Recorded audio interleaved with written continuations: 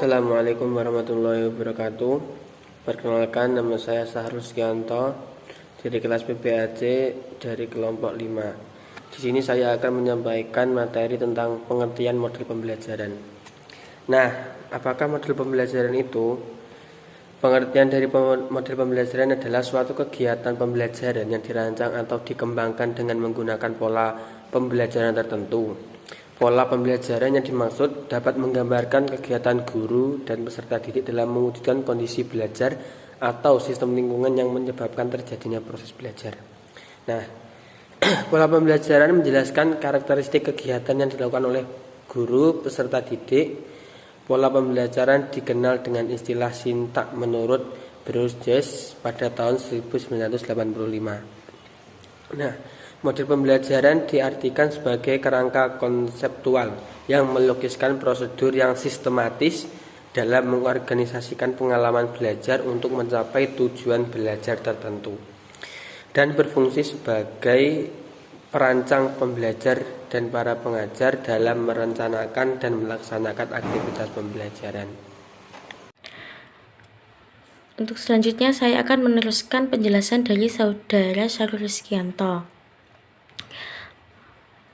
Saya akan membahas sedikit tentang ciri-ciri dari model pembelajaran. Dalam model pembelajaran terdapat dua ciri-ciri, yaitu ada ciri khusus dan ciri umum. Dan yang pertama akan saya sebutkan yaitu ciri khusus. Ciri khusus ini hanya ada 4 poin. Dan yang pertama yaitu rasional dan berpikir logis berdasarkan teori-teori pembelajaran yang sudah disusun oleh peneliti sebelumnya. Studi ini tentang model pembelajaran terus berkembang dari masa ke masa dan didasari oleh harapan agar bisa menjadi lebih baik. Sebab upaya untuk memperbaiki dilakukan untuk meningkatkan kualitas pembelajaran yang dilaksanakan oleh siswa. Dan yang poin selanjutnya ada berorientasi pada landasan pemikiran tentang apa dan bagaimana siswa belajar. Untuk poin ini model pembelajaran memahami kondisi siswa sangat penting dikarenakan ini untuk kepentingan mereka, dan tidak hanya itu juga, tetapi juga memahami apa yang mereka butuhkan, memahami apa yang dibutuhkan siswa pada saat melaksanakan pembelajaran. Dan yang paling ketiga, ini ada sikap pengajar yang diperlukan agar model pembelajaran yang ditentukan dapat dilaksanakan dengan baik dan mendukung tercapainya tujuan pembelajaran. Poin ini berkaitan dengan strategi dan metode pembelajaran yang tidak hanya menuntut siswa berperilaku tertentu, tetapi guru juga diperlukan untuk berperilaku tertentu yang dapat mendukung model pembelajaran. Hal ini dikarenakan kerjasama yang baik antara guru dan siswa juga merupakan kunci keberhasilan proses pembelajaran. Jadi intinya pada poin ini, jika pada proses pembelajaran antara guru dan siswa mereka bisa kompak, kerjasama mereka baik, itu dapat membuat keberhasilan proses pembelajaran dapat tercapai. Dan yang poin selanjutnya ada mendukung lingkungan belajar yang diperlukan agar tujuan pembelajaran tercapai. Untuk itu, memahami kondisi lingkungan belajar yang sudah ada dan mengusahakan agar menjadi lebih baik merupakan ciri model pembelajaran yang baik, karena lingkungan yang baik akan mendukung kinerja siswa dalam proses pembelajaran. Pada poin ini, memperhatikan bagaimana lingkungan tersebut apakah sesuai dengan pembelajaran yang akan dilakukan. Jika sesuai, pasti proses pembelajaran akan berjalan secara kondusif dan siswa juga dapat fokus dalam mendengarkan materi pembelajaran. Dan untuk yang selanjutnya ini ada ciri umum. Untuk ciri umum. Ciri-ciri umum ini ada beberapa. Yaitu yang pertama adalah prosedur yang sistematik. Untuk ini pada model pembelajaran terdapat prosedur yang sistematik digunakan untuk memodifikasi perilaku siswa berdasarkan asumsi tertentu.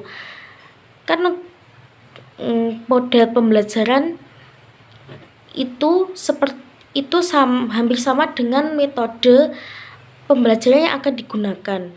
Nah, tujuan dari pembelajaran kan biasanya juga untuk mengubah perilaku siswa. Nah, untuk yang pertama ini, prosedur sistematik digunakan untuk memodifikasi perilaku siswa dengan asumsi-asumsi tertentu. Dan selanjutnya itu hasil belajar ditetapkan secara khusus. Poin ini bisa disebut dengan setiap model pembelajaran memiliki tujuan-tujuan khusus pencapaian hasil belajar siswa. Seperti halnya jika ada suatu pelajaran IPA nanti untuk para siswa harus sudah memahami molekul-molekul kimia atau memahami bagaimana cara kerja anggota tubuh ataupun organ tubuh.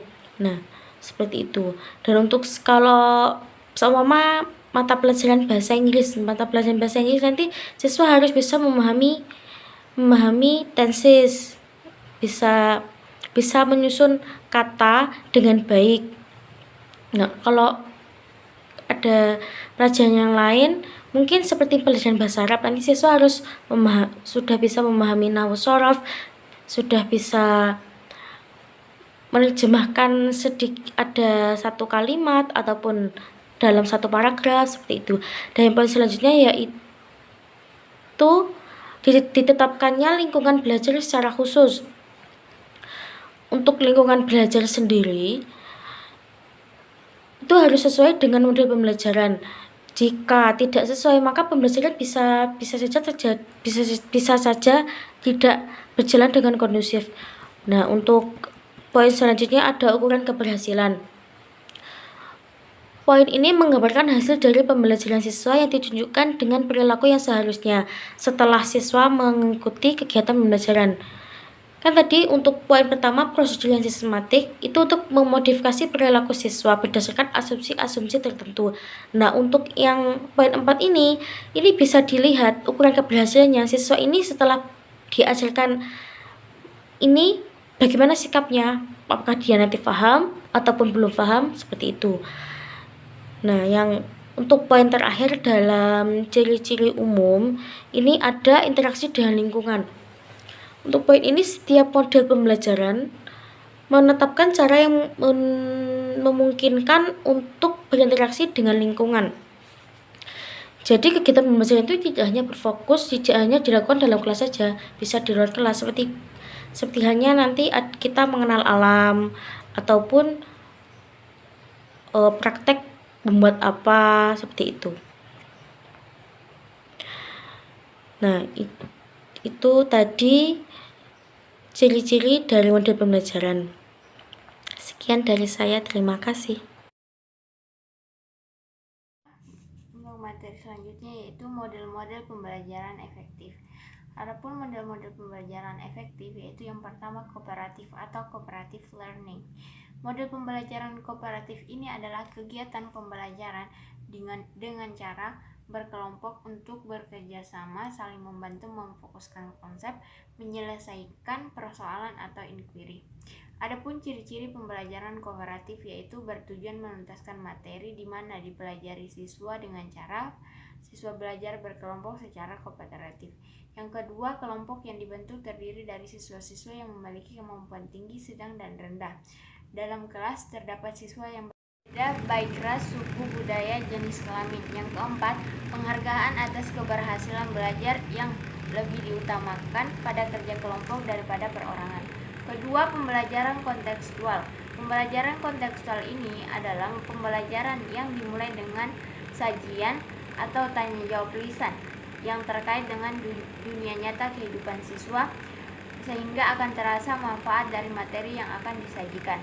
Yang ketiga, pembelajaran berbasis masalah merupakan salah satu mode pembelajaran yang menggunakan masalah sebagai langkah awal dalam mengumpulkan dan mengintegrasi pengetahuan baru.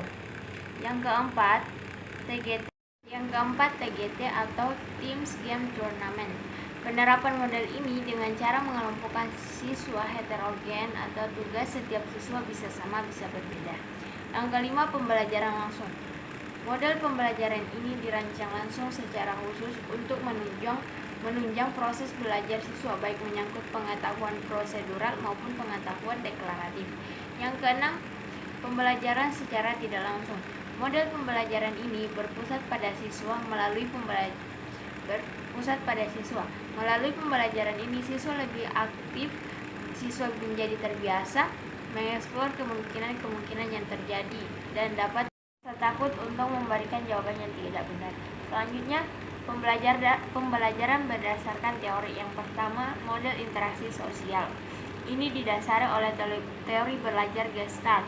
Model interaksi sosial ini menitik beratkan hubungan yang harmonis antara individu dan masyarakat. Adapun aplikasi teori Gestalt dalam pembelajaran, yang pertama, pengalaman pembelajaran yang bermakna, perilaku bertujuan, dan prinsip ruang hidup. Yang kedua, model pemrosesan informasi. Model ini berdasarkan teori belajar kognitif dan berorientasi pada kemampuan siswa, informasi yang dapat memperbaiki kemampuannya. Yang ketiga, model personal. Model ini bertitik tolak dari teori humanistik, yaitu berorientasi terhadap pengembangan dari individu. Dan yang terakhir, model modifikasi tingkah laku.